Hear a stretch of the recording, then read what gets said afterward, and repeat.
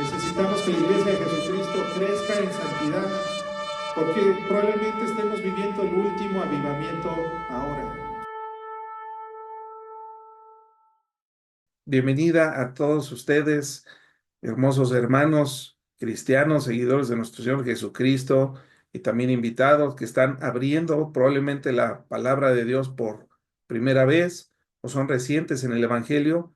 Les doy la más cordial bienvenida a este estudio que hacemos todos los días jueves a las 8 de la noche. Estamos leyendo verso a verso el Evangelio de Mateo, y los lunes estamos estudiando un panorama breve del Antiguo Testamento todos los días lunes y jueves, de 8 a 9 de la noche. Además, están invitados para que participen, ya sea en vivo, como ahorita, que hay muchos hermanos firmados, o a través probablemente de una grabación, si es que han compartido este video. El día de hoy vamos a abrir el Evangelio de Mateo y vamos a comenzar con el estudio del capítulo 22, y lo voy a poner en pantalla para ir haciendo la lectura. Eh, el estudio de hoy se titula Porque muchos son llamados y pocos escogidos. Este título tomado del verso 14, pero lo voy a poner en pantalla para darle lectura e irlo comentando. Respondiendo Jesús, les volvió a hablar en parábolas diciendo: el reino de los cielos es semejante a un rey que hizo fiesta de bodas a su hijo, y envió a sus siervos a llamar a los convidados a las bodas, mas estos no quisieron venir. Volvió a enviar otros siervos diciendo: decid a los convidados, he aquí he preparado mi comida, mis toros y mis animales engordados han sido muertos, y todo está dispuesto, venid a las bodas. Mas ellos, sin hacer caso, se fueron, uno a su labranza y otro a sus negocios. Y otros, tomando a los siervos, los afrentaron y los mataron. Al oírlo el rey se enojó, y enviando sus ejércitos, destruyó a aquellos homicidas y quemó su ciudad. Entonces dijo a sus siervos: las bodas a la verdad están preparadas, mas los que fueron convidados no eran dignos. Id pues a las salidas de los caminos y llamad a las bodas a cuantos halléis. Y saliendo los siervos por los caminos, juntaron a todos los que hallaron, juntamente malos y buenos, y las bodas fueron llenas de convidados. Y entró el rey para ver a los convidados, y vio allí a un hombre que no estaba vestido de boda. Y le dijo: amigo, ¿cómo entraste aquí sin estar vestido de boda? Mas él enmudeció. Entonces el rey dijo a los que le servían: atadle de pies y manos y echadle a las tinieblas afuera. Allí será el lloro y el crujir de dientes, porque muchos son llamados y pocos escogidos. Vamos a detenernos hasta aquí y vamos a comenzar a analizar el mensaje de Dios.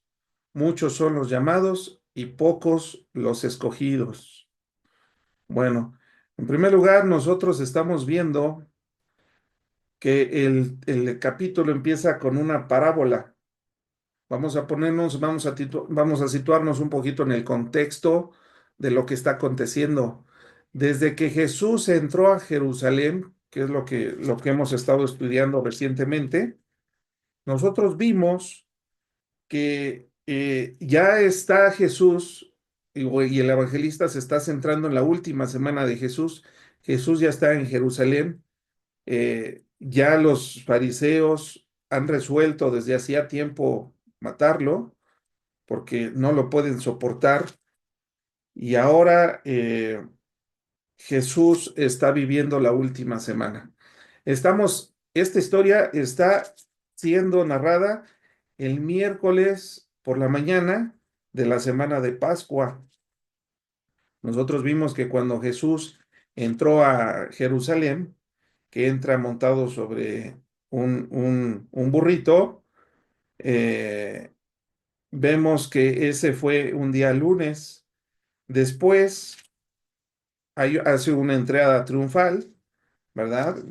Muy humilde, por cierto. Y en eso Jesús está ahí todo el día y terminando el día se regresa. Al otro día se regresa afuera de la ciudad, donde estaba haciendo, donde estaba quedándose con sus discípulos. Luego el martes regresa a la ciudad, es donde limpia el templo. Cuando va regresando es cuando pronuncia la maldición a la higuera estéril. Y se queda, Jesús pone autoridad y pone orden en su templo. Terminado el día, regresa nuevamente o sale de la ciudad para pasar la noche y el miércoles entra. El miércoles cuando está entrando a la ciudad es cuando sus discípulos se dan cuenta que la higuera se había secado. Jesús la había maldecido el día anterior y para el miércoles la higuera se había secado y hubo sorpresa. Eso lo vimos en el capítulo 21. Ahora, ese mismo día de miércoles, está aconteciendo todo esto. Los religiosos, las autoridades religiosas, habían sido sorprendidas por Jesús cuando hizo la limpieza del templo, porque estaba lleno de ladrones, cueva de ladrones. Mas ahora ellos ya están provocando y buscando la manera de deshacerse de Jesús. Entonces, estamos en ese contexto.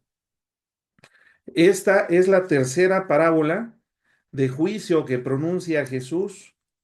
Ya vimos nosotros en el capítulo 21 que Jesús a partir del verso 28 pronuncia la parábola de los dos hijos, uno que hizo caso y otro que no hizo caso a las instrucciones de su papá. La segunda parábola comienza en el verso 33 del capítulo 21, que son los labradores malvados. Esa es la segunda parábola de juicio. Ahora Jesús está pronunciando la tercera parábola de juicio y está comparando el reino de los cielos con como una fiesta que hizo un rey. Bueno, en eso estamos nosotros viendo eh, en esta parábola Jesús está por pronunciar un juicio sobre todos los judíos que no habían creído en él, porque tenía ciertamente Jesús muchos seguidores, pero realmente fieles y sinceros era un puñado que eran sus discípulos. El resto de los judíos que lo seguían, de estos discípulos, tenían intenciones egoístas y además ellos estaban esperando al Mesías, un libertador, que los pondría en libertad de la esclavitud del Imperio Romano y que acabaría con el pecado, pero Jesús no vino a eso. Jesús vino a combatir el pecado. Antes de otra cosa, Él vino a salvar a los suyos. A lo suyo vino y los suyos no lo recibieron. Entonces me voy a regresar al texto para ir comentando los versículos que nos presenta aquí el evangelista Mateo. Dice así, el reino de los cielos, el reino de los cielos. Bueno, vamos a detenernos aquí. Jesús comienza dando o diciendo que la parábola la que va a mencionarse es semejante al reino de los cielos, que tiene dice, el reino de los cielos es semejante a un rey. Y haciendo la referencia a Jesús al reino de los cielos, era muy importante para que ellos pudieran conectar eh, a lo que se referiría más adelante. Dice, el reino de los cielos es semejante. Él está dando el contexto porque ellos pensaban y creían que el reino de los cielos era únicamente para los judíos, el pueblo escogido por Dios desde el Antiguo Testamento. Entonces ellos se sentían los dueños de la salvación. Por lo tanto, ellos menospreciaban a todos aquellos que no eran judíos de raza, incluyendo los fariseos que despreciaban a los gentiles, los religiosos despreciaban a todos los que no eran judíos. Por eso Jesús comienza diciendo, el reino de los cielos es semejante a un rey que hizo fiesta de bodas a su hijo. Se trata entonces la historia o la parábola que Jesús está pronunciando de una boda real. Representa la mayor festividad inimaginable a la que cualquier persona puede ser convidada. hecha por un monarca inigualable, ¿verdad? Y con invitados que para ser invitados se supone que eran invitados de mayor honor, porque no cualquiera puede ser invitado a una boda real, ¿verdad? Solamente invitados de honor son invitados. Sin embargo, continúa el evangelista diciendo que envió a sus siervos a llamar a los convidados a las bodas. Es decir, los convidados ya eran personas que habían sido invitadas con anterioridad, ya tenían una invitación y únicamente o sea, estaba esperando que llegara el plazo para la boda. Sin embargo, dice que los convidados no quisieron ir a la boda que había sido preparada. Esto es una locura. Cualquier persona invitada por un rey para celebrar una boda real, por supuesto que haría todo lo posible por entrar.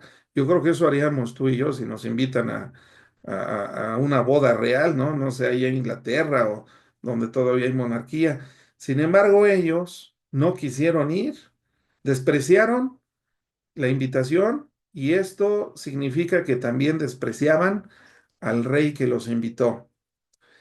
Entonces, Jesús continúa diciendo en el verso 4, volvió a enviar, este rey volvió a enviar otros siervos diciendo, decid a los convidados, he aquí he preparado mi comida, mis toros y mis animales engordados han sido muertos y todo está dispuesto, venid a las bodas. Este es un gran rey y así de grande es también su paciencia y su paciencia, porque no se enoja a la primera que es rechazado, sino que él en su paciencia, en su longanimidad, vuelve a mandar a sus siervos y además ahora les da más argumentos. He preparado mi comida, mis toros y animales engordados han sido muertos. Las fiestas reales, así como en los tiempos de Jesús, las bodas, no eran de una fiesta como hoy en día que se contrata un salón o un jardín por 6 horas. Aquí las fiestas eran de varios días y la familia del novio hospedaba a los invitados mientras les daban de comer, de cenar, de desayunar por varios días. Había festividad y música y vino y todo era un derroche por muchos días, una semana o varias semanas. Pero este era un rey, este era un hombre pudiente, tenía los recursos para, para celebrar una boda con alto nivel y con la mejor comida. Entonces el rey vuelve a mandar y les trata de convencer a sus convidados, a los que ya había invitado con anterioridad. Sin embargo, el verso 5 dice, mas ellos sin hacer caso se fueron, uno a su labranza y otro a sus negocios. Es decir, estos convidados eran sumamente egoístas, porque cuando yo creo que cualquiera que recibimos una invitación para una boda, por supuesto que nos sentimos honrados de haber sido invitados y vamos a procurar ir a esta celebración. Sabemos que es un evento bonito y que si te están invitando es porque te consideran honorable para participar en la boda. ¿Cuánto más un rey? Pero ellos eran sumamente, estos convidados originales eran sumamente egoístas. Ellos solamente les importaba lo de ellos, no les interesaba lo de nadie más. Esto es tremendo de lo que estamos leyendo. Y después continúa el verso 6 diciendo, y a otros tomando a los siervos, los afrentaron y los mataron. Es un acto de arrogancia sumamente increíble, increíblemente brutal, porque no solamente rechazan la invitación del rey despreciándolo a él, sino que también matan a sus siervos. Es un mayor desprecio, no podía haber en estos convidados originales a las bodas real. Ellos habían traspasado ya la frontera de lo que cualquier monarca hubiera podido resistir. Habían hecho un despecho, una afrenta hacia el rey, haciéndose indignos de participar en dicho evento. Verso 7 dice que cuando el rey, al oír esto, el rey se enojó y enviando a sus ejércitos, destruyó a aquellos homicidas. Bueno, todo esto que acabamos de leer hasta el verso 6 representa la primera escena de la parábola que Jesús está presentándonos. Esta es la primera escena y nada más porque estuve trabajando en la presentación, se los voy a poner aquí. Primera escena. Bueno, la parábola del rey. Son cuatro escenas las que se presentan en esta parábola y la primera escena la acabamos de leer. Es una boda real, hay un rey, hay invitados. Ya vimos lo que pasó aquí. Sin embargo, antes de seguir avanzando, Jesús nos está diciendo ya la interpretación de dicha parábola, porque Jesús mismo comienza la parábola diciendo que el reino de los cielos es semejante a todo lo que está diciendo. Entonces, el reino de los cielos es semejante a un rey que es Dios. Ahí la interpretación es directa. El reino de los cielos tiene un rey y por supuesto que el único rey verdadero que es el rey de los cielos es Dios. Después tiene unos convidados o invitados. Esto es el pueblo escogido por Dios, el pueblo, la nación de Israel, los judíos son los invitados, los convidados. Los siervos los podemos ver como aquellos que son enviados para predicar el reino de los cielos y es lo que hemos estado estudiando durante todo este evangelio de Mateo. Los siervos son Juan el Bautista, que así inicia el ministerio de Jesús, Juan presentando a Jesús como mensajero, dándole y diciendo realmente quién era el Hijo de Dios, el hijo del rey que se iba a casar, ¿verdad? Los apóstoles también son otros mensajeros de Dios, eh, porque, y todos ellos, como lo leímos, fueron despreciados por su pueblo, no todos, hubo judíos que creyeron, por supuesto, pero hablamos en términos generales, ¿verdad? La representación de los judíos rechazaron a Cristo, muchos otros creyeron, como los discípulos, que eran judíos, todos judíos. Jesús era judío. Los primeros discípulos ya que se convirtieron en apóstoles eran judíos, pero estamos hablando de la nación en general, no de unas personas. Estos siervos mensajeros de Dios fueron enviados por el Rey de Reyes y Señor de Señores. El Hijo Jesucristo, Jesús, también representa un mensajero, porque Jesús dijo, todo lo que el Padre me ha dicho, eso yo es lo que les vengo a decir, y lo único que yo hablo es las cosas que oigo de mi Padre. Entonces Jesús también es un mensajero, no solamente es hijo del rey, sino también es otro mensajero que fue crucificado. Todos los apóstoles fueron martirizados y, excepto Juan, que fue que lo intentaron matar, pero él murió de viejo, exiliado en la isla de Patmos, donde ya en una edad avanzada escribe la Revelación, el libro de Apocalipsis. Sin embargo, todos los demás discípulos o apóstoles fueron martirizados. Y el rechazo general de la nación de Israel. No supieron reconocer el mensajero del rey, ni siquiera podían entender que Jesús era un mensajero, era realmente el Mesías, pero como ellos no estaba satisfaciendo los deseos de su corazón, como en esta parábola que estaban en sus negocios, ellos querían un Mesías prácticamente que les sirviera a ellos y no al revés, no súbditos que le sirvieran al rey. Ellos querían que los liberara de la opresión de los romanos, le chocaba pagar impuestos al imperio romano. Ellos se sentían, como comenzamos la historia, como que el reino de los cielos es para ellos exclusivamente.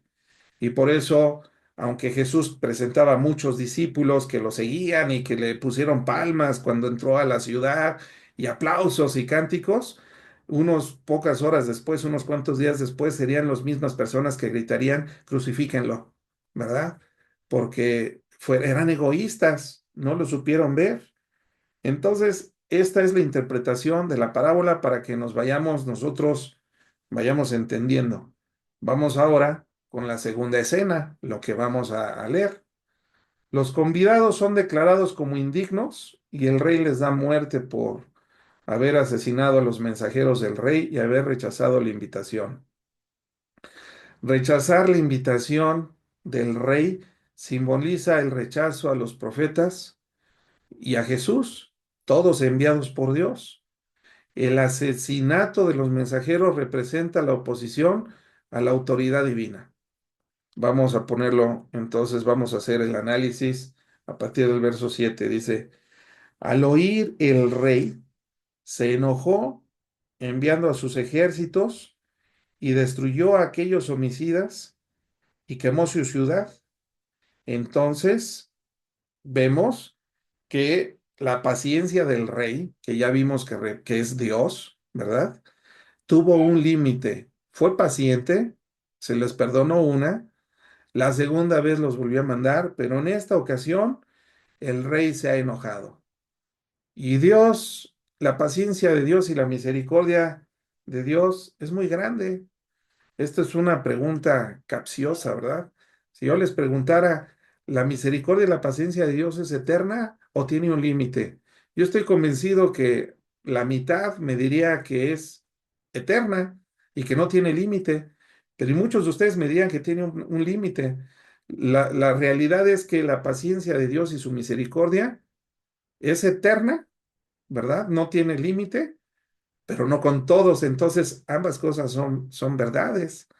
Dios es misericordioso y su paciencia, y Él nunca va a traer los pecados a su memoria de todos aquellos que fueron capaces de creer en el mensaje del Evangelio. Pero de todos aquellos que se burlan del mensaje, que insisten en vivir como si Dios no existiera y que no tienen que rendirle cuentas a nadie, y sin embargo no se dan cuenta que le están dando, que están sirviendo a Satanás y al pecado y que son esclavos del pecado, como lo dice el libro de Romanos, el apóstol Pablo. Todas estas personas que rechazan, como los fariseos que viendo los milagros de Jesús insistían en rechazar. Ellos ya se habían metido en su cabeza que Jesús era el enemigo a matar y ya no estaban viendo, ya no estaban oyendo con claridad, solamente pensaban en ponerle trampas para ponerle una ocasión para terminar con él, porque iba en contra de sus intereses egoístas. Y entonces, por supuesto que la paciencia de Dios tiene un límite. ¿Dónde lo dice? Bueno, vamos a Génesis 6:3. ¿Se acuerdan del diluvio? En Génesis 6:3 dijo, mi espíritu, dice Dios, mi espíritu ciertamente no contenderá para siempre con el hombre, porque ciertamente él es carne, mas serán sus días 120 años.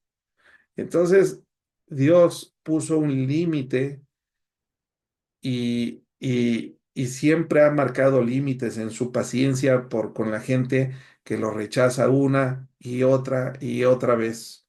Hay personas que Dios les da 70 años, ¿va? Para que 80 90 años, los que llegan a una edad muy avanzada. Y Dios tiene una paciencia de 80 70 80 90 años de edad, bueno, 100 años de edad. Pero ciertamente va a llegar un día en que esta persona va a entregar su espíritu, ¿verdad? Y entonces, si no entregó su vida a Cristo, será juzgado por las cosas que hizo, como Dios juzgó a estos perversos que terminaron con la vida de los mensajeros de Dios. Me regreso aquí al texto y dice así, al oír el rey, se enojó y enviando a sus ejércitos, que son sus, obviamente nosotros entendemos que Dios tiene un ejército de ángeles, ¿va? Destruyó a aquellos homicidas y quemó su ciudad, como Dios seguramente lo hará y está profetizado que lo hará cuando venga el fin de la humanidad como la conocemos, porque la humanidad va a seguir, pero Cristo reinando en el milenio, pero todos los que no creyeron, toda la gente perversa, será destruida, ¿verdad? Y arrojada al infierno. Dice el verso 8. Entonces dijo a sus siervos, las bodas a la verdad están preparadas. Dios ha preparado las bodas del Cordero y Jesucristo se va a casar con su iglesia, con su pueblo. Las bodas a la verdad están preparadas, mas a los que fueron convidados no eran dignos, eran indignos, por ellos solitos mostraron en su afrenta que no tenían ningún aprecio por el rey, no eran dignos. Eh, y no eran dignos porque antes hayan tenido algún mérito para ser considerados como el pueblo de Dios, o qué mérito tuvo la nación de Israel para que Dios fijara sus ojos en ellos. Dios fijó sus ojos en ellos no porque fueran un pueblo grande o diferente o poderoso, de todos los pueblos de la tierra fueran el mejor, no, fue por gracia. Dios eligió por gracia a la nación de Israel y la prosperó, la sacó, la multiplicó, la llenó de bendiciones. Después los liberó de Egipto, como viene en Éxodo, y luego los puso y les dio una tierra que fluía leche y miel, una tierra donde sería por heredad perpetua para su pueblo, para ellos. Sin embargo, si nosotros hemos leído todo el Antiguo Testamento, vemos que es un pueblo rebelde. Constantemente se rebelaba contra Dios y caían en idolatría y eran desobedientes. Bueno, ni conocían la Biblia, ni conocían la Torá, ni el Talmud, o sea, pasaban generaciones que ignoraban a Dios por completo. Ellos no eran dignos porque ellos hubieran hecho algún mérito. Era por gracia que Dios los había escogido para que a través de ellos la salvación se fuera a todas las naciones, a todos los pueblos. Era lo único, ese era su único mérito, era gracia, y eso ni siquiera era de ellos.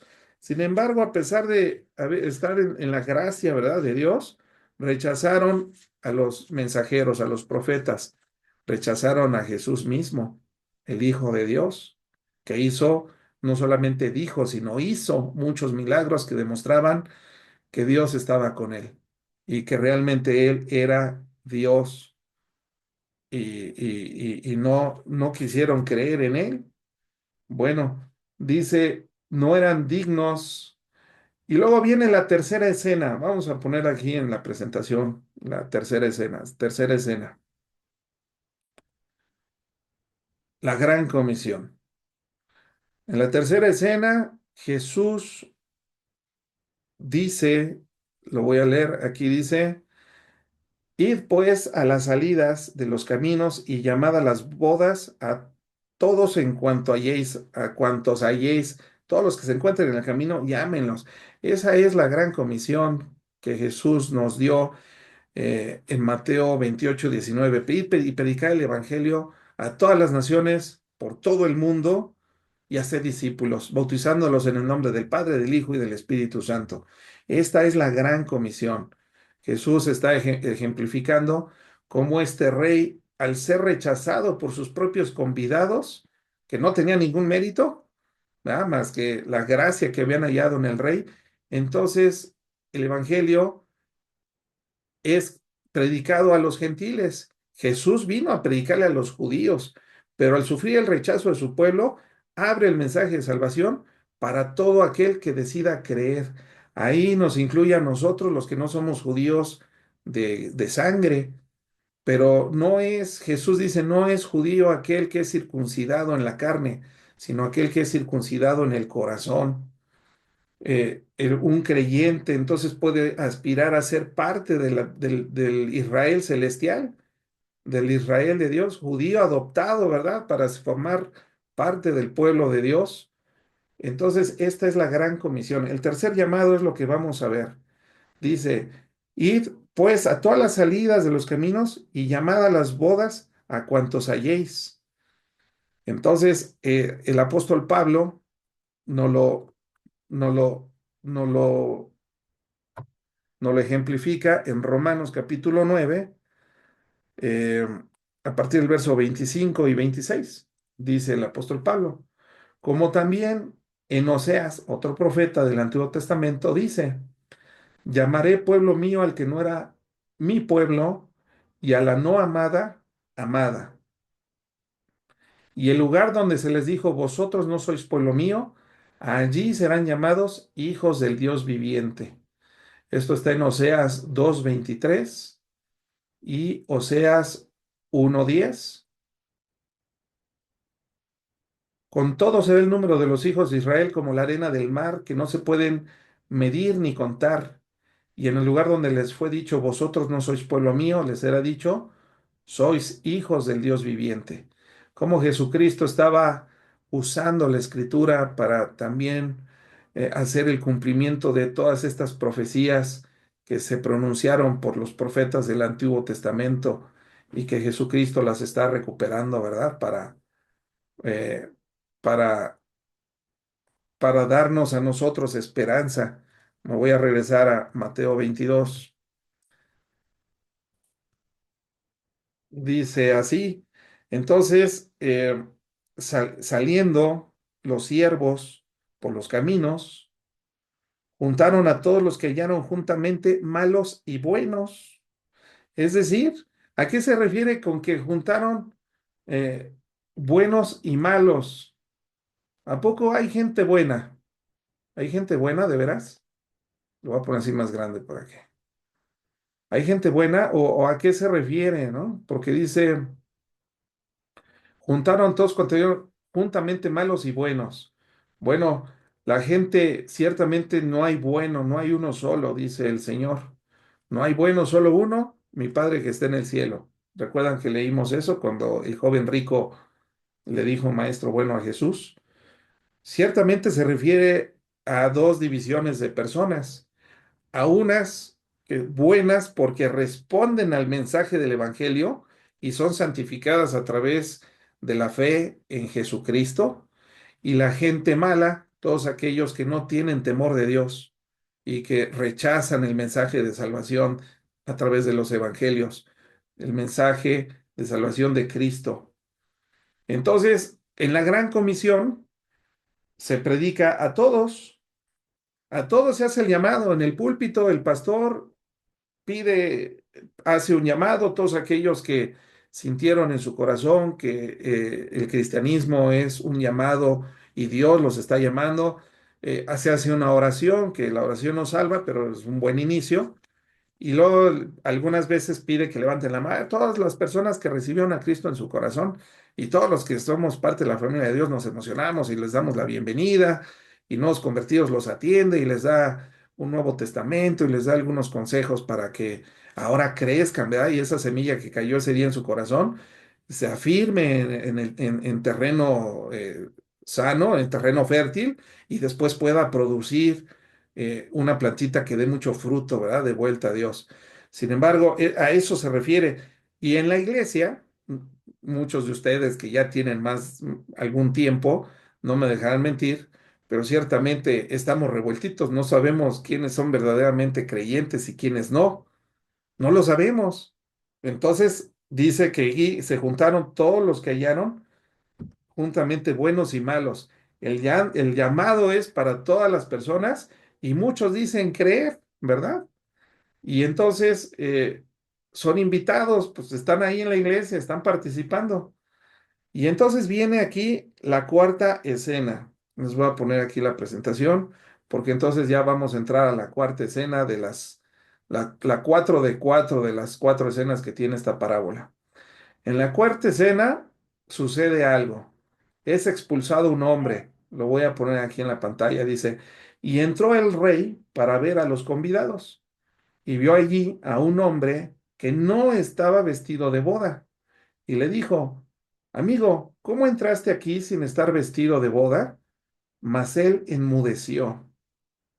Entonces el rey dijo a los que servían, atadle de pies y manos y echadle en las tinieblas de afuera, allí será el lloro y el crujir de dientes, porque muchos son llamados y pocos los escogidos.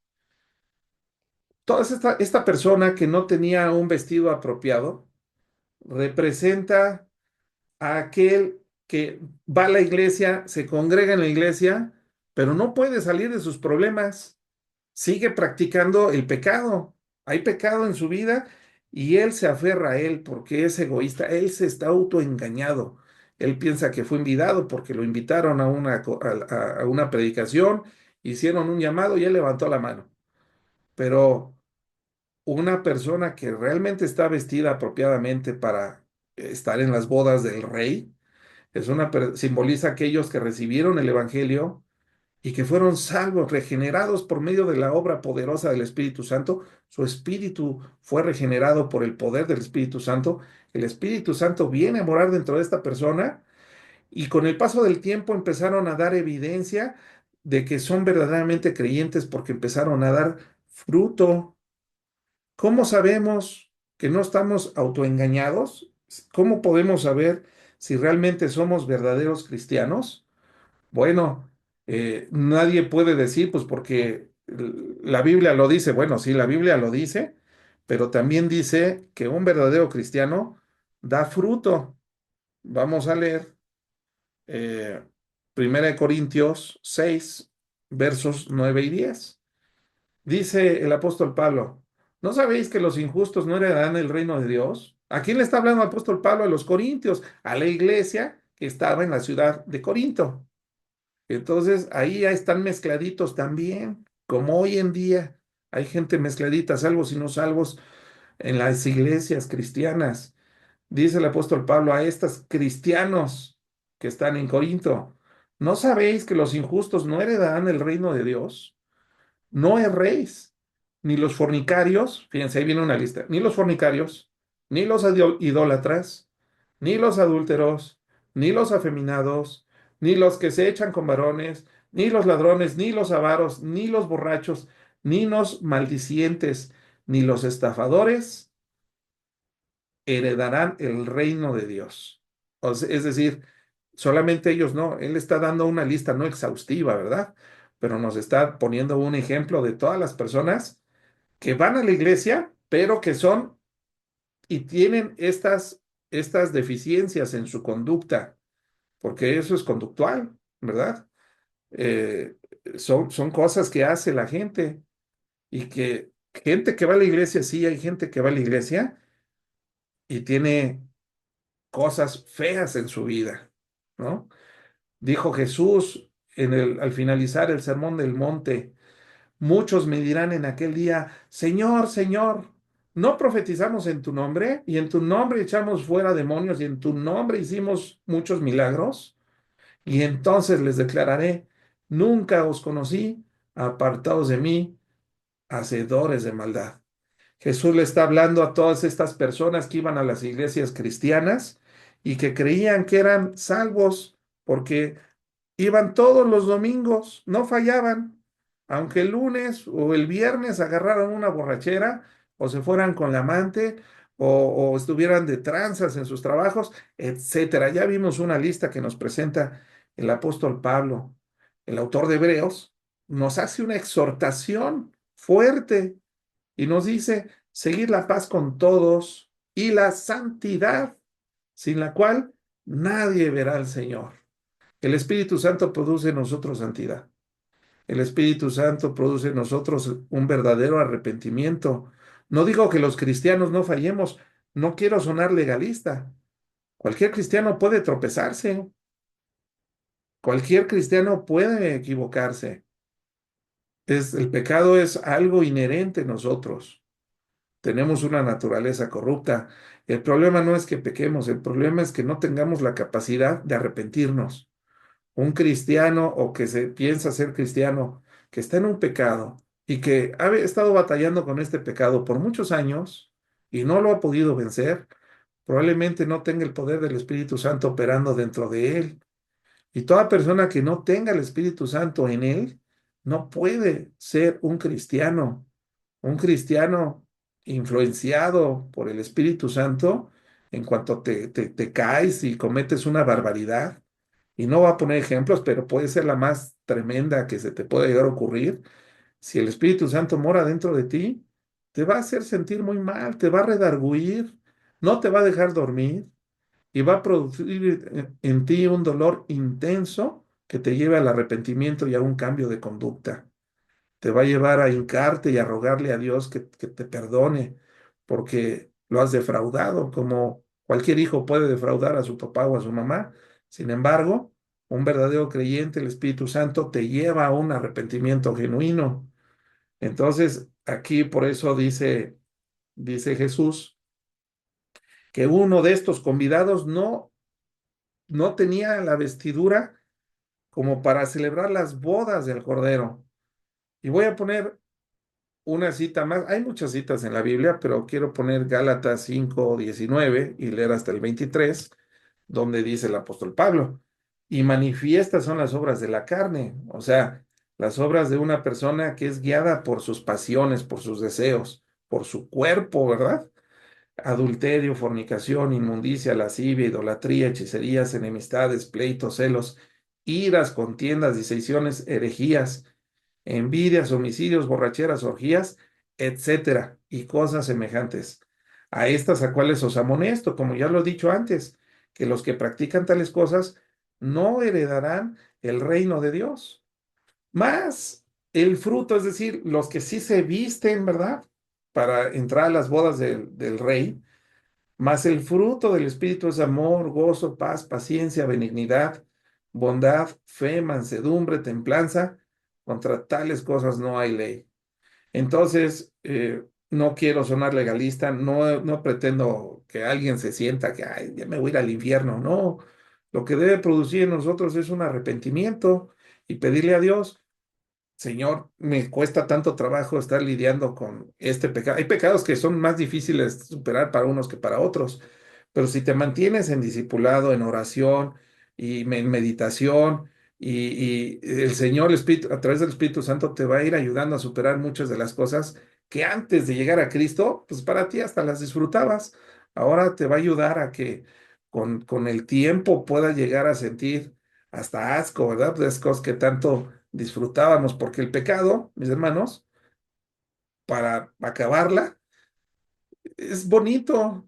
Yo digo, si el pecado fuera feo, practicar el pecado, todos seríamos unos santos, pero el pecado se disfruta, el pecado es rico, estar con una mujer que no es tu esposa, la adrenalina, la emoción, y te haces adicto a esas emociones, ¿va? O el estar robando, ¿va? O el estar de mentiroso, injuriador, de chismoso, ay, qué padre, mira, él se echa a pelear. Nada más di que aventé esto y mira qué bomba se hizo. Pero hay personas que disfrutan todo eso. El pecado se disfruta porque lo disfrutamos porque nuestro cuerpo está corrompido. Nuestra alma se dañó cuando pecaron los primeros padres. Ahora es una lucha constante contra el pecado.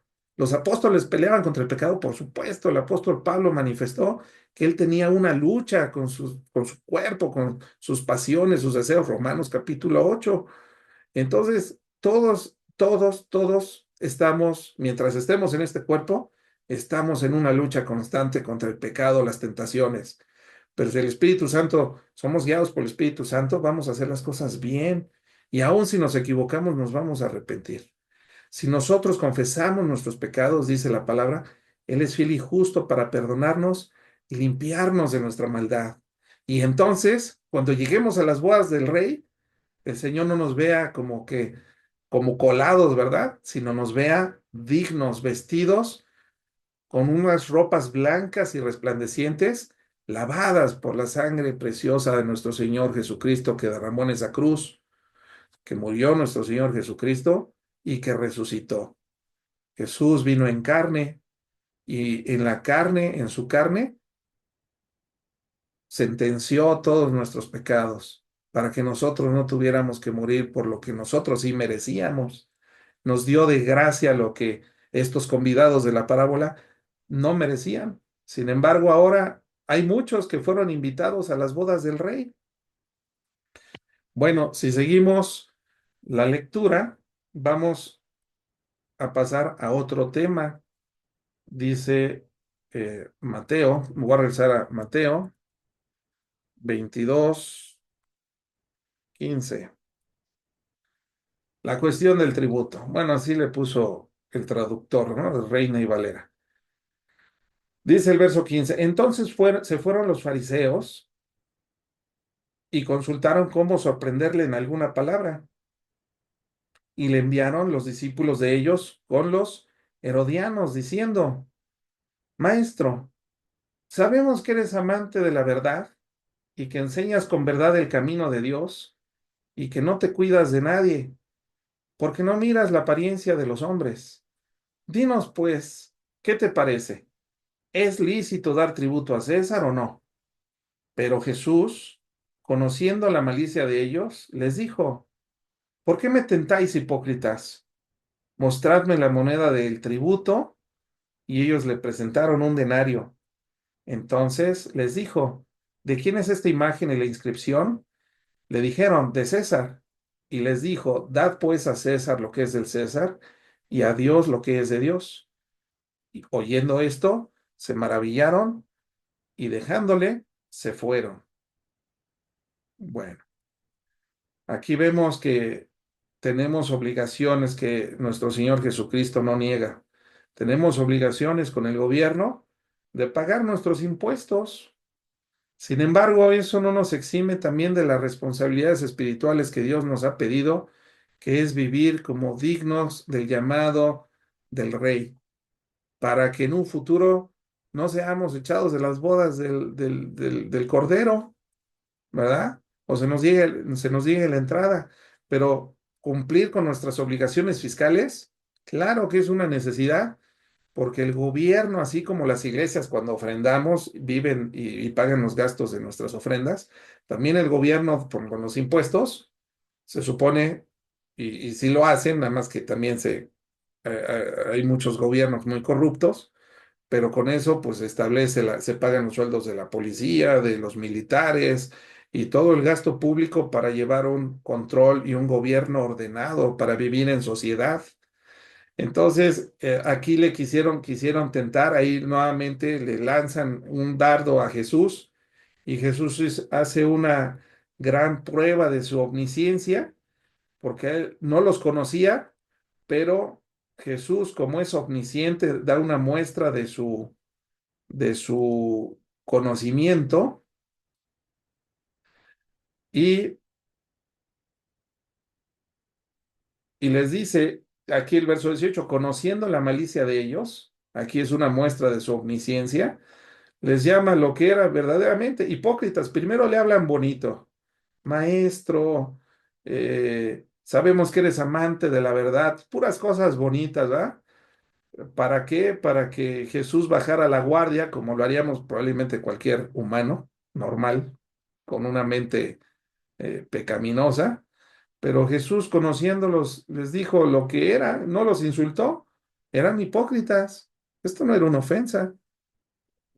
Si nosotros no podemos nosotros ofender a nadie, ¿verdad? Decirle hipócrita, porque puede ser que nos equivocamos, pero Jesús conocía perfectamente el corazón de estas personas y les llama como verdaderamente lo que eran, unos hipócritas. Y luego les deja claro que por ahí no es, porque Dios consciente, es más, es pecado no pagar impuestos. Y la Biblia nos lo dice también, a través del apóstol Pablo en Romanos 13, dice, sométase toda persona a las autoridades superiores, porque no hay autoridad sino de parte de Dios, y las que hay por Dios han sido establecidos. Y esos son todos los gobiernos que tenemos, son, son puestos por Dios, aunque no sean creyentes, ¿verdad? Pero son puestos por parte de Dios. Nosotros los cristianos tenemos que pagar nuestros impuestos. Bueno, continuamos la lectura, Mateo 22, 19, dice, bueno, 23. En aquel día vinieron a él los saduceos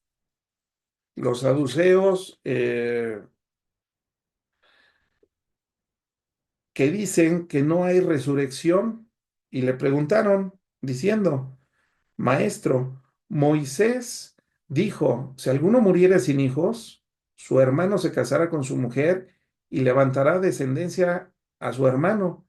Hubo pues entre nosotros 7 hermanos. Como el primero se casó y murió, y no teniendo descendencia, dejó su mujer a su hermano. De la misma manera, también el segundo y el tercero y hasta el séptimo, todos se murieron. Y después de todos, murió también la mujer. En la resurrección, pues, ¿de cuál de los 7 será ella mujer, ya que todos la tuvieron? Entonces, respondiendo Jesús les dijo, erráis ignorando las escrituras y el poder de Dios, porque en la resurrección ni se casarán, ni se darán en casamiento, sino serán como los ángeles de Dios en el cielo. Pero respecto a la resurrección de los muertos, ¿no habéis leído lo que os fue dicho por Dios cuando dijo, yo soy el Dios de Abraham, de Isaac, el Dios de Jacob? Dios no es Dios de muertos, sino de vivos. Oyendo esto, la gente se admiraba de su doctrina. Dios no es un Dios de muertos, sino de vivos. Dios afirma que existe vida después de esta vida. Cuando nuestro cuerpo muere, no cesa nuestra existencia. Probablemente cesa la existencia de una parte de nosotros, que es el cuerpo, el cascarón, el hardware, como dice nuestro doctor, nuestro pastor Armando, ¿ah? Lo de afuera, el cascarón, eso es lo que sí se muere, ¿verdad? Pero lo que hay en nosotros, no solamente, o sea, nosotros tenemos una parte material y una parte inmaterial. Unos dices que somos tricótomos, ¿verdad? Porque somos cuerpo, alma y espíritu, pero realmente la Biblia no nos ofrece una claridad de exactamente de cuántas partes nos formamos, pero en términos generales tenemos una parte física, que es en nuestro cuerpo, y una parte espiritual. Nuestra alma, nuestro espíritu y muchas otras cosas más están en la parte inmaterial, ¿verdad? Nuestro corazón, etcétera. Pero aquí Jesús nos está afirmando que sí hay vida después de la muerte, pero se estaban equivocando porque hay una parte material y una parte inmaterial. Fíjese, empezando quiero poner orden un poquito. ¿Quiénes se acercan ahora a Jesús? Ya fracasaron los fariseos, ¿verdad? Ahora se acercan a él los saduceos. Los saduceos era uno de los grupos de las sectas minoritarias religiosas en los tiempos de Cristo. Estaban los saduceos, estaban los celotes, que era otra secta, ¿verdad? De los que estaban en contra de los romanos y los iban a derrocar, eran los guerrilleros, ¿no? Eran como las FARC de Colombia o los terroristas, ¿no? Que se disfrazan y se mezclan en la población, pero que realmente quieren acabar con un régimen. Y estaban también los esenios. Sin embargo, los saduceos eran los más ricachones y eran la parte más pequeña de todas estas sectas religiosas en los tiempos de Cristo. Jesús le responde que su planteamiento estaba equivocado. ¿Por qué? Por dos razones. Una, ignoran las escrituras y dos, ignoran el poder de Dios. Porque dice en la resurrección, cuando nosotros volvamos a ser revestidos, ¿qué es la resurrección? Volver a ser revestidos de un cuerpo, entonces ya seremos como los ángeles del cielo, que no se casan ni se dan en casamiento. Nosotros, cuando resucitemos o cuando, a ver, vamos a partir de algo. Cuando una persona muere en Cristo, el cuerpo pues se va al panteón, ¿verdad? Al crematorio, lo que sea. Todas las personas no nos salvamos. El cuerpo se desintegra. El alma, o nuestro espíritu, queda libre. Los que somos hijos de Dios, nuestro espíritu sube a la presencia de Dios. Por eso cuando una persona que sabemos que tuvo a Cristo en su corazón y dio testimonio de que así lo era, nos sentimos tristes porque no la vamos a ver por un tiempo, pero por otro lado hay algo que nos da ánimo, ¿verdad? De saber que esa persona ahora está viendo a Dios cara a cara, porque su espíritu está en la presencia de Dios, esperando al final de los tiempos, esperando la resurrección de los muertos. Pero las almas de las personas inconversas, ellas descienden al centro de la tierra donde está el infierno. La Biblia dice que en el centro de este planeta hay un lugar, hay prisiones y ahí es donde Dios concentra todas las almas humanas que murieron y que no son salvas. Bueno, en la resurrección de los muertos, eh, llegará un momento en que estas almas que que están en la presencia de Dios, van a ser revestidas de un cuerpo otra vez. Pero este cuerpo ya no va a ser por un nacimiento como este cuerpo que nació chiquito y nos crecimos, ¿verdad? Ahora va a ser un cuerpo parecido físicamente al nuestro, con las mismas facciones físicas, la misma estatura, etcétera, pero va a ser un cuerpo celestial, un cuerpo que es diferente a este, que ya no va a tener ni sangre ni carne, es un cuerpo inmortal. Esa es la resurrección de los muertos. Y el apóstol Pablo dijo que primero los muertos en Cristo iban a resucitar, es decir, iban a ser revestidos de un cuerpo, que son los vestidos, ¿no? Va a ser nuestro vestido. Y después, en la última generación que quede en el mundo, después nosotros vamos a ser arrebatados. Bueno, si es que somos nosotros, ¿verdad? Yo pienso que sí, pero no sabemos. Los que quedemos, que no vamos a ver muerte, vamos a ser arrebatados en las nubes, y en ese camino hacia las nubes, donde vamos a recibir a nuestro Señor Jesucristo, ahí nuestros cuerpos van a ser transformados y van a ser vestidos de un cuerpo inmortal, glorificado, similar al de Jesucristo cuando sale de la tumba. Cuando Cristo resucita, ya no sale tan lastimado, ¿verdad? Como entró al sepulcro. Conserva las marcas en su costado, en sus manos y en sus pies. Pero eso es un recordatorio, pero realmente él ya sale con un cuerpo glorificado. Eso es lo que estamos viendo aquí. Y me regreso al texto y dice que nosotros vamos a ser revestidos de ese cuerpo. Fíjense lo que dice el apóstol Pablo y nos da una explicación un poquito más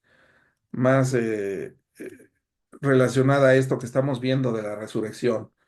Dice el apóstol Pablo, no toda carne es la misma carne, sino que una carne es la de los hombres y otra carne es la de las bestias, otra carne es la de los peces y otra la de las aves, ¿verdad? Carnes rojas y blancas, ¿verdad? Hay cuerpos celestiales y cuerpos terrenales. Eso nos lo está diciendo, pero una es la gloria de las celestiales y otra la de las celestiales. Una es la gloria del sol y otra gloria de la luna. Y otra la gloria de las estrellas, pues una estrella es diferente de otra en gloria. Así también es la resurrección de los muertos. Se siembra en corrupción, resucitará en incorrupción. El cuerpo que se siembra es el cuerpo que se va al panteón. Ese se lo comen los gusanos. Y después regresa con un cuerpo que ya no se va a corromper, un cuerpo inmortal, que ya no va a ser corruptible. Se resucita en incorrupción. Se siembra en deshonra, resucitará en gloria. O sea, los que llegan a viejitos, pues así todos hechos pasita, así llegan al panteón, ¿verdad? Se siembra en deshonra. Pero, ¿cómo van a resucitar todas estas personas de la tercera edad que llegaron así como pasitas y con muchas enfermedades a la tumba? Van a resucitar en gloria. Cuerpos jóvenes, gloriosos, hermosos, como cuando éramos jóvenes. ¿Y cuántos dicen amén? Bueno, ahí con sus micrófonos cerrados. Amén. Se siembra en debilidad porque nuestro cuerpo fue vencido, ¿ah? Por las enfermedades, por la edad, por un accidente y nos rompimos todo y se siembra en debilidad, pero ¿cómo va a resucitar? En poder. Amén. Se siembra cuerpo animal, ya vimos que hay diferentes tipos de carne, ¿verdad? La carne de los humanos es diferente al de otros cuerpos. Dice, pero va a resucitar un cuerpo espiritual. Hay cuerpo animal y hay cuerpo espiritual. Y si nos saltamos estos versículos al 48 para irnos un poquito más rápido, dice, ¿cuál el terrenal? Tales los terrenales. ¿Cuál el celestial? También los celestiales. Así como hemos traído la imagen terrenal, traeremos también la imagen del celestial. Hay resurrección, Jesús nos lo está afirmando. Claro que va a haber resurrección de los muertos. Esa es nuestra esperanza de nosotros y de todas las personas que murieron van a resucitar en Cristo para gloria, y habrá otros que van a resucitar al final del milenio y van a ser juzgados y van a estar esos muertos puestos en pie delante de Dios en el tribunal del juicio blanco. Ellos van a resucitar para volver a morir ahora con su sentencia final, juicio eterno, muerte eterna. Pero nosotros estamos viendo que todos nosotros es la bendita esperanza que la humanidad en lo general ha traído. Todas las culturas piensan que hay vida después de esta vida. En lo general, ¿eh? Hay otras culturas que no es así. Sin embargo, les quiero poner aquí, o les puse un epitafio, y con esto cierro, de Benjamin Franklin, que aunque él no dio testimonio de ser cristiano, ¿verdad? Un creyente, pero él también murió con una esperanza de la resurrección. Bueno, murió con la esperanza que resucite para gloria es otra, ¿verdad? Pero fíjense el epitafio que él mismo escribió y dice así, lo puse ahí en su epitafio original, pero se los leo traducido. Dice, el cuerpo de Benjamin Franklin, impresor, igual que una portada de un libro viejo con su interior desgastado y despojado de su texto y brillo, yace aquí, como alimento para los gusanos. Pero la obra no se perderá, porque como él creyó, aparecerá de nuevo en una edición nueva y más elegante, revisada y corregida por su autor. Esto lo escribió Benjamin Franklin, uno de sus epitafios que él escribió, porque eh, nada más que él murió sin Cristo. ¿Cómo le explicamos que el rey dice que tiene que ser a través de nuestra fe en él? Si nosotros morimos con Cristo en nuestro corazón y Dios nos concede el tiempo de dar fruto, eso que nosotros nos va a terminar de convencer de que realmente somos creyentes, ¿va? Aunque hay personas que no les da tiempo, como el ladrón junto a la cruz. Él creyó y ese mismo día Jesús le dijo, hoy estarás conmigo en el paraíso. Pero bueno, normalmente a la mayoría de los creyentes nos da tiempo, nos da algunos años para dar evidencia de que somos verdaderos creyentes. Solamente Dios sabe quién es salvo y quién no es salvo. Sin embargo, si nosotros tenemos que buscar, si tenemos alguna duda, pedirle a Dios, Señor, confírmame mi salvación y dame evidencias, ¿verdad? A través de la Biblia ya leímos muchas cosas. ¿Qué estoy haciendo con mi vida? Si estoy haciendo cosas indebidas, ¿verdad? No éticas, inmorales, lo más seguro es que a lo mejor no me ha amanecido a la luz del Evangelio y estoy engañado. O a lo mejor tengo poco tiempo en Cristo, no importa, pero tenemos que buscar siempre dar fruto, porque la santidad es algo que se nota en las personas. Yo era bien grosero, mis hermanos, cuando era niño y cuando llegué a Cristo, tuve que corregir todo eso, porque no, no, eso no puede ser. Como yo llegué a Cristo a los 18 años, dije, yo no puedo ser tan grosero.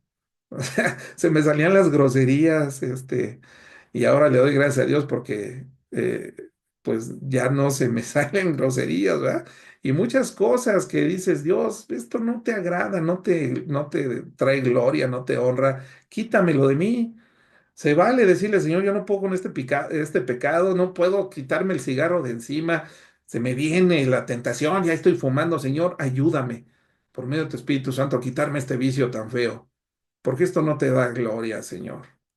Entonces, si tú piensas así, vas por buen camino. Seguramente después de unos años vas a empezar a dejar muchas cosas feas que no le dan gloria a Dios, pero la obra Dios la hace instantánea. Cuando una persona es salva, la obra, la salvación es instantánea. El problema es que como una semilla que se siembra en el campo, no esperamos que el otro día ya tenga una mata grande, ¿verdad? Hay que regarla, hay que darle tiempo, hay que cuidarla, y eso solamente se logra a través de la oración, la lectura y la meditación en la escritura. Congregarnos es otra medio de gracia, ¿verdad? Congregarnos, tener hermanos cristianos temerosos de Dios, todo eso va a influir en nuestra conducta y en nuestra santificación. Bueno, mis hermanos, vamos a dejarlo hasta aquí. Ya me pasé unos minutos. Oremos, mis hermanos, ya para despedir este estudio. Padre Santo, en el nombre de Jesús, te damos gracias, Padre, por tu palabra. Bendice a cada persona aquí presente en este estudio, a todos los que estén oyendo este mensaje, tal vez en una grabación. Santifícalo, Señor. Dales muestra de que son verdaderamente hijos tuyos, de que han creído, Señor. Dales por medio de tu Espíritu Santo, esa evidencia en sus vidas de que tú moras y vives dentro de ellos. Y si hay alguien aquí que no está seguro de su salvación, puedes orar cuantas veces sean necesarias y pedirle a Dios, Señor, sálvame. Yo creo en Jesucristo, creo en el mensaje del Evangelio. Te pido que entres a mi vida, entres a mi corazón, que esta semilla que tú has puesto hoy a través de tu estudio, la hagas germinar y me ayudes a entregarte fruto de vuelta, Señor. Gracias, Jesús, por tu misericordia, tu paciencia. Gracias porque todavía hay oportunidad del arrepentimiento. Gracias, Jesús. En tu nombre oro y te doy gracias, Señor. Amén. Bueno, vamos a dejarlo hasta aquí, mis hermanos, y doy la oportunidad de abrir micrófonos para despedirnos, o si hay dudas o algo así, pues adelante, mis hermanos.